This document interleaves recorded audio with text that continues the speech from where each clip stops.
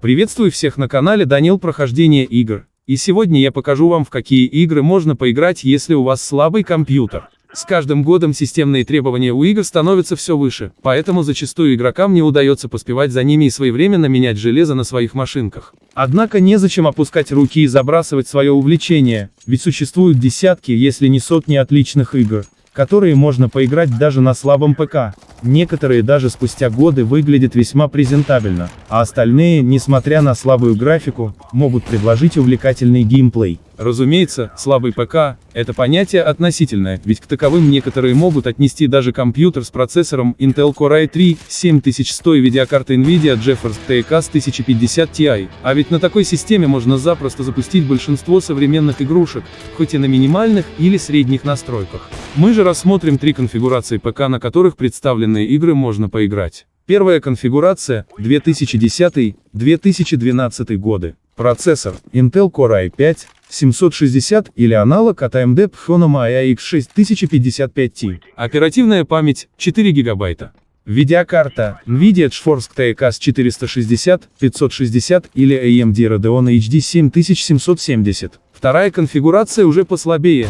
2007-2009 годы. Процессор Intel Core 2 Duo и 6600 или аналог от AMD Athlon 64×2 5200. Оперативная память 1-2 ГБ.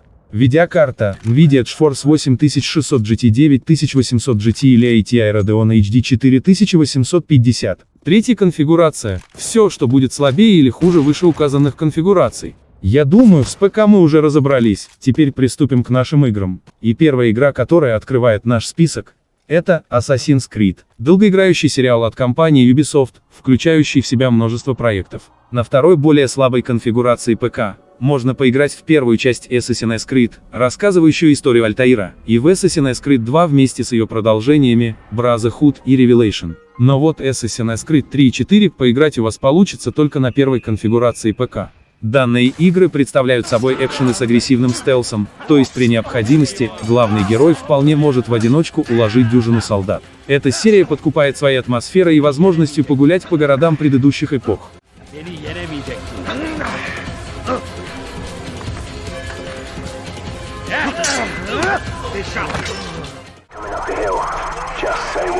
Call of Duty. Многими фанатами Call of Duty этот шутер считается лучшей частью серии, и не без основания. Эта игра-шутер обладает настолько динамичным и выверенным геймплеем, что способна покорить сердце даже тех игроков, которые на дух не переносят игры данного жанра. Самая запоминающаяся миссия в Припяти еще долго будет восторгать вас своей невероятной постановкой и режиссурой. Сюжет же крутится вокруг борьбы американцев с террористической угрозой мирового масштаба. Позднее вышли продолжения игры Modern Warfare 2 и 3, однако они почти во всем проигрывали оригиналу, поэтому пройти их можно, но это делать совсем не обязательно.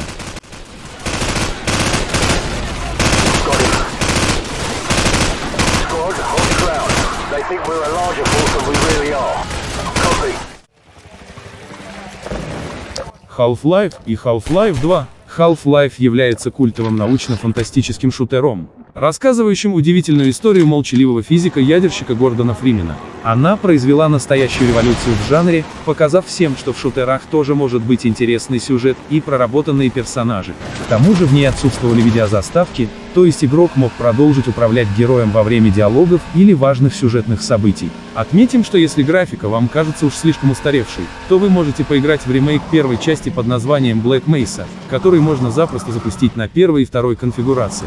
Half-Life 2 представляет собой прямое продолжение оригинала, в котором игроки вновь берут под свое управление Фримена. Она заметно развила идеи первой части и привнесла в серию немало нововведений, например, грави-пушку, с помощью которой можно поднимать и кидать различные объекты. В плане проработанности физического движка, эта игра даже сейчас может дать фору многим современным проектам. Советую вам обязательно потом сыграйте в эпизод 1 и эпизод 2.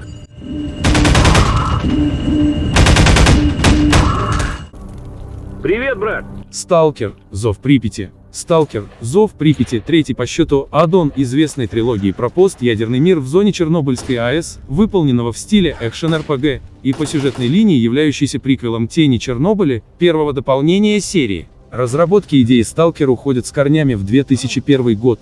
Первый мод, который вышел в 2007 году, покорив сердце миллионов поклонников. Мир Stalker затягивает своей неповторимой атмосферой и сюжетной линией, постоянно развивающейся в трилогии. Многие энтузиасты-поклонники до сих пор выпускают для этой игры моды, некоторые из которых кардинально преображают ее, делая еще красивее и разнообразнее. Позднее были выпущены два крупных аддона, которые значительно расширили игровую вселенную Сталкера.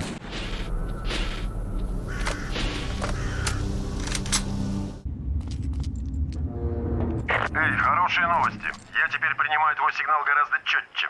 Советую поискать в бараках оружие и снаряжение. Far Cry 3. Первая часть несколько отличается от третьей, хоть и имеет с ней схожий сеттинг. В ней главный герой, в роли которого выступает бравый наемник, оказывается на таинственном острове, в котором ему приходится столкнуться с опасными головорезами и ужасными монстрами, выведенными в лаборатории. В свое время игра сделала настоящую революцию в жанре, показав беспрецедентный уровень графики и избавившись от коридорных уровней. Вторая часть получилась слишком однообразной, а вот Far Cry 3 привнес глоток свежего воздуха в серию. В ней не только появились интересные миссии, например, сжигание наркотиков из огнемета, но также харизматичный злодей, невероятно красивая графика и возможность охоты на диких зверей. Правда, для этой части подойдет только первая конфигурация ПК.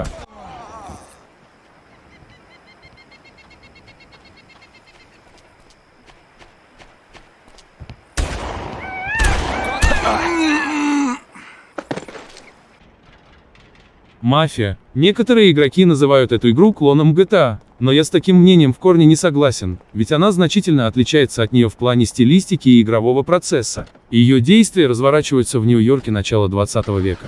Она рассказывает о жизни обычного таксиста, ставшего членом мафии и пытающегося вскарабкаться на верхушку преступного мира. Однако не ждите от нее легкого и слегка безумного сюжета, как в GTA, это настоящая драма, которая надолго западет вам в сердце. Помимо прекрасной истории, мафия имеет увлекательный геймплей, базирующийся на езде по городу, сидя за рулем аутентичных авто, динамичных перестрелках, совершении краж, участии в гонках и других увлекательных действиях. Привет, толстый ублюдок. Мне нужна информация. Что происходит? На нашей территории появилась банда шутников.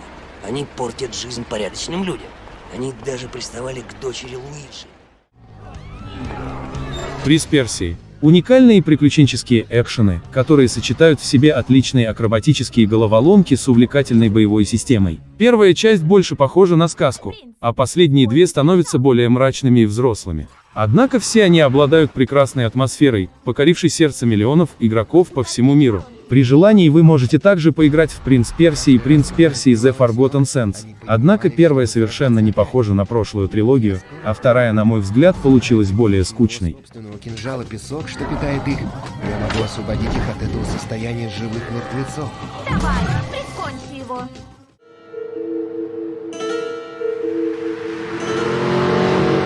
Завершает наш список игр для слабых ПК.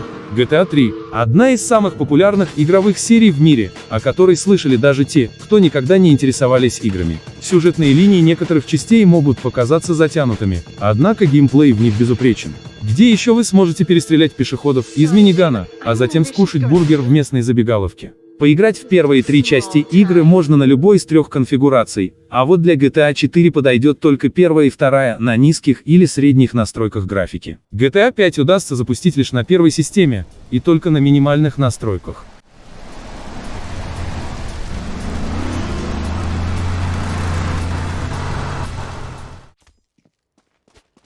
Дорогой друг, Если тебе понравилось мое видео, и оно было для тебя полезным, поставь лайк ему, напиши комментарий и подпишись на канал, чтобы не пропустить новые видео, которые выходят на моем канале каждую неделю.